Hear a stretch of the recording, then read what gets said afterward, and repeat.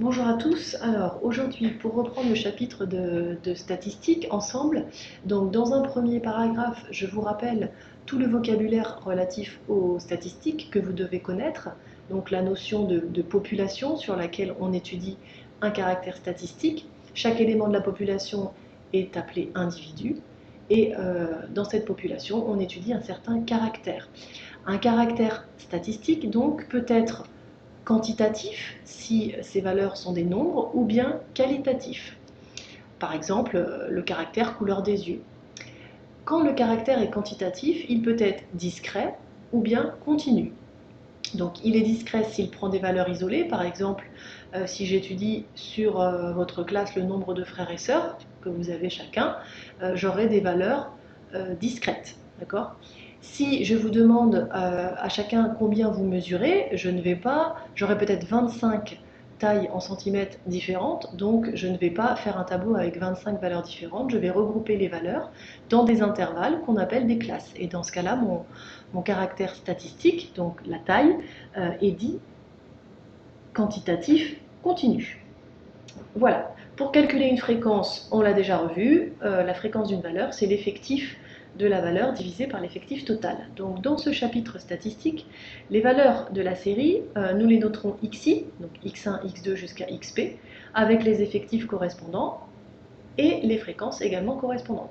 A noter que la somme des effectifs n1, n2 jusqu'à np, la somme de ces effectifs, pardon, on le note grand N, c'est donc l'effectif total. Pour calculer la moyenne d'une série statistique, la moyenne pondérée, eh bien, on additionne le produit d'une valeur par son effectif.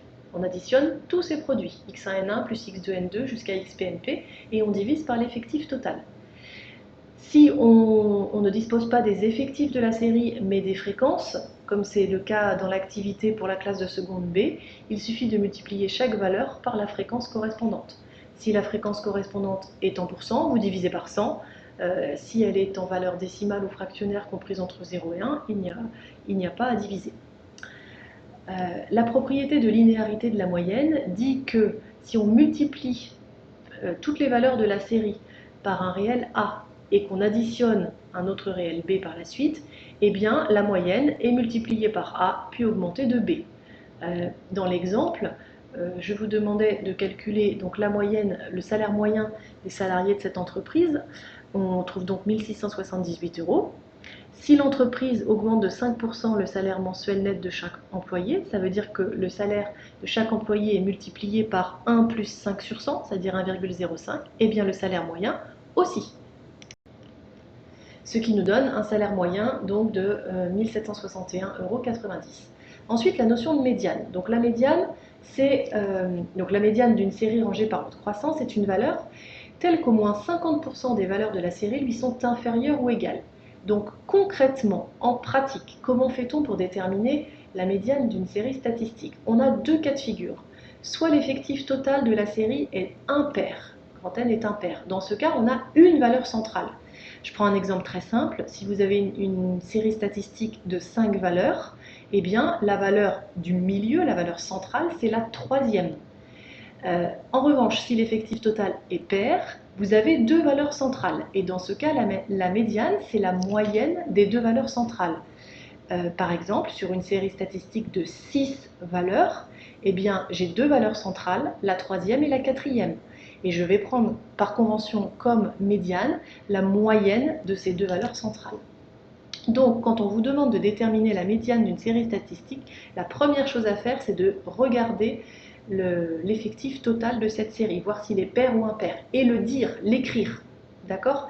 Si c'est un nombre, là l'effectif total est 50 dans l'exemple, c'est un nombre pair, donc on écrit la médiane et la moyenne des deux valeurs centrales. Donc si l'effectif total est de 50, on fait 50 divisé par 2, on a donc 25 et 26. La 25e et la 26e sont les deux valeurs centrales. Et ensuite, on utilise le tableau pour voir quelle est la 25e valeur. Donc, je calcule dans ma tête les effectifs cumulés croissants. 6 plus 10, 16. 16 plus 9, 25. Donc, la 25e valeur de cette série, c'est 1500. Et la 26e, de ce fait, c'est 1800. Donc, je fais la moyenne de 1500 et de 1800, ce qui me donne 1650 €. Contrairement à la moyenne, la médiane n'est pas sensible aux valeurs extrêmes. Ensuite, on m'a posé des questions sur les quartiles, que vous n'avez peut-être pas étudié tous au collège. Alors, la notion de quartile est à rapprocher de la notion de médiane. La médiane, c'est une valeur entre guillemets centrale, telle que la moitié des valeurs de la série lui sont inférieures ou égales. Et bien, avec les quartiles, on va partager en 4. Donc, on va avoir 25% des valeurs de la série inférieures ou égales au premier quartile, 50% inférieures ou égales à la médiane. Donc, en fait, on peut dire que la médiane, c'est le deuxième quartile. Et pour le troisième quartile, c'est la plus petite valeur de la série, telle qu'au moins 75% des valeurs lui sont inférieures ou égales. En pratique, comment fait-on pour déterminer les quartiles? Donc en pratique, pour déterminer les quartiles, là encore, on part de l'effectif total de la série statistique, donc grand N. Pour calculer le premier quartile, on calcule grand N divisé par 4. Donc si on tombe sur un entier, par exemple, j'ai une série statistique de 20 valeurs. 20 divisé par 4, ça fait 5. Et bien dans ce cas-là, on va dire que le premier quartile, c'est la 5e valeur. Si je ne tombe pas sur un entier, et le troisième quartile, ce sera donc la 15e valeur. Si, quand je divise l'effectif total par 4, je ne tombe pas sur un entier. Par exemple, j'ai 21 valeurs. 21 divisé par 4, ça fait 5,25. Donc dans ce cas, je vais dire que Q1, c'est la 6e valeur. Je vais pas la 5e, la 6e, c'est-à-dire que je vais prendre l'entier d'après. Ok? Puisque je vous rappelle qu'il faut au moins 25% des valeurs qui soient inférieures ou égales au premier quartile. Donc si je prends la 5e valeur, j'en aurai moins de 25% de la série. Vous comprenez? Donc, enfin vous comprenez, vous pouvez pas me répondre, mais bon. Donc, je reprends, si n, grand N est égal à 21, 21 divisé par 4 égale 5,25, le premier quartile est donc la 6e valeur.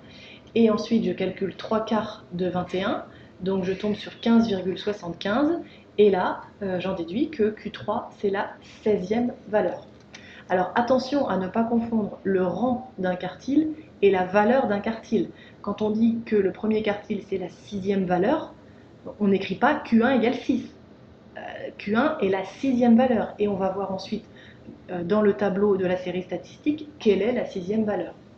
Alors pour l'exemple précédent, l'effectif total étant de 50, je divise 50 par 4, j'obtiens 12,5, donc le premier quartile c'est la 13e valeur. Je remonte au tableau, la 13e valeur, 6 plus 10, 16, donc la 13e valeur c'est 1200 euros. Le premier quartile est donc égal à 1200 euros. J'en suis là. Ensuite, je calcule 3 quarts de l'effectif total, donc 3 quarts de 50, j'obtiens 37,5. J'en déduis que le troisième quartile, c'est la 38e valeur. Et là, de la même façon, je vais chercher dans le tableau quelle est la 38e valeur. 6 plus 10, 16. 16 plus 9, 25. 25 plus 14, 39. Donc, j'en déduis que la 36e valeur, c'est 1800 euros. Je redescends. Non, oui, la 38e valeur. Et j'en déduis l'écart interquartile en faisant la différence Q3 moins Q1. Voilà. Cet écart interquartile, c'est un caractère de dispersion. Il mesure la dispersion des valeurs autour de la médiane. Plus il est faible, plus les valeurs sont regroupées autour de la médiane.